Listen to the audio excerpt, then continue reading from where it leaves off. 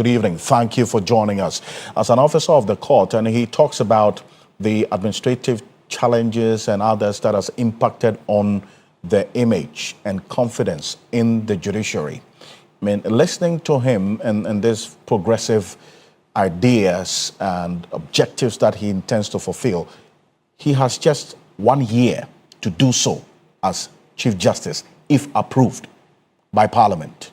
I mean, is this something that's feasible? All of this is talked about within this 1 year period? Oh, sure. 1 year is certainly a very long time, okay? If once the Chief Justice says he means business, yes, it's short, but it's also very long because, it's one step at a time. So once he's, promised that this is one of his foremost agenda, right? He wants to see to it. Sure. And he knows that, Ghana is changed. The promises he's made are on the internet. So at the click of a button, people would see. So he's well aware that he has to walk his talk. So for me, once he made that promise a number of times, it tells you that he's ready to walk that talk. And you see, let's go a bit further.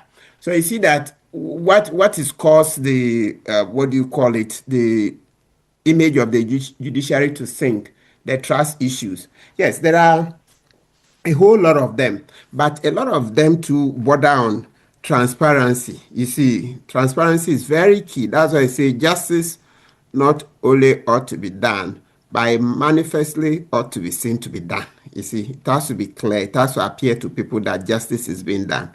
So you see that he was asked questions about empaneling. And he said, okay, he's open to AI being brought in, which is good because in America here, they use AI, right? In America here, they use even the algorithms for bail applications, etc. So they feed the information in and then the machine can tell that grant this person bail, don't grant bail, etc. So there's a lot that we can bring AI to help us do. And I was happy that he said he's open. Yes, he's not an expert, but from the little he's learned, he's open to it. So it helps because the matter of empaneling is a serious matter. Maybe you can even subsequently interview H. Kwesi Prempeh. He did a paper on it in the 90s about empaneling. And you see the Chief Justice said it gives a lot of people fear. Who is going to sit on my case, etc. So that's one key area he delved into, right? Then also matters of when complaints are made against court officers, judges, etc., he would have to see that they are dealt with swiftly. It's not every complaint that is made as an Article 146 proceeding. No, it's not every one. So for those that are not made as Article 146, then it means that those are within the control of the judiciary. And so he would have to deal with those quickly, right? And then issues of when it comes to the criminal trials, ORA is key. It's very, very key. So you see, he was asked a question about timelines, and he referred to the election petition and how we changed the law to say we'll do it in 42 days. We exceeded it by 2 or 3 days. So we have to replicate that for the criminal trials. Let's agree that, okay, instead of 6 months in the UK for some of the offenses, 3 months for others, maybe because our machines are not up to scratch, etc., we can decide to double that. Anything the UK says they will finish in 6 months, that's those criminal trials. Maybe we can put 12 months. The ones that they say they will finish in 3 months, we can make them 6 months. And then let's go. Because that, the plain truth, and he kept saying that lawyers also contribute. All of us contribute to the delays. Like he said, today, a lawyer will come. My mother-in-law is not well. The next day, I'm taking my wife to the hospital. Then another day, different one. Some of the judges, everybody. So we all seem to contribute to the delays. But if we commit to the reset agenda, we can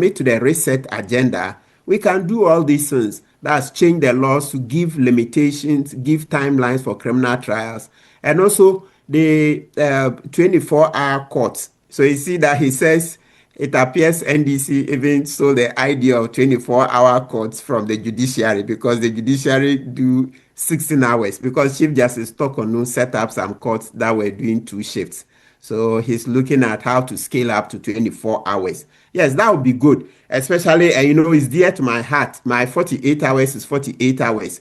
Yes, so that when we have the 24-hour courts, that will also help to ensure that the weekend courts are working well for bail applications to be taken. Look, because I just even this morning, as in a case that they were supposed to arraign the suspects on Sunday, they didn't go.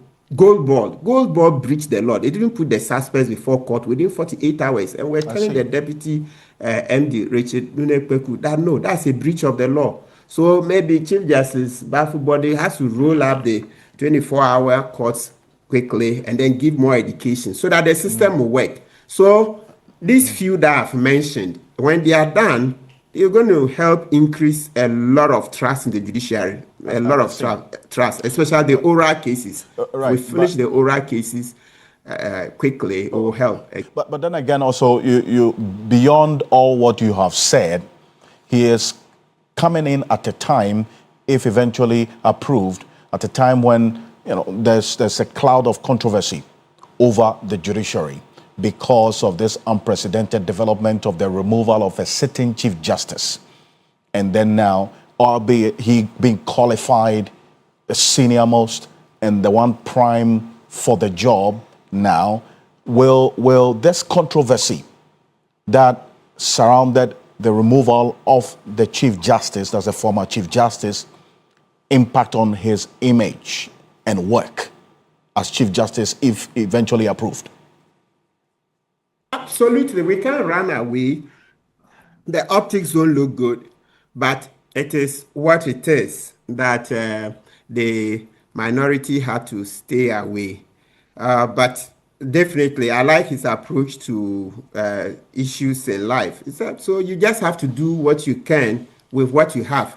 Like they say, if life gives you lemons, you make what? Lemonade. If life gives you lemons, you make lemonade. So it's already happened.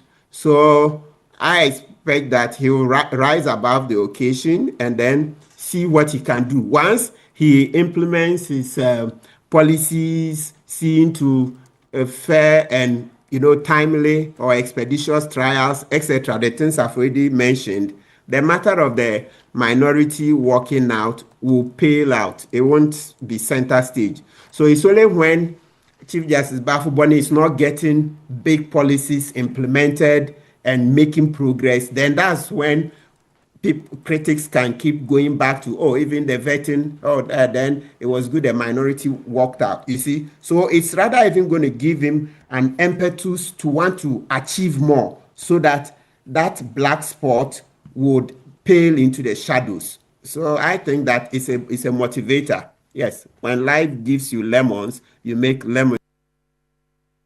Again, there was also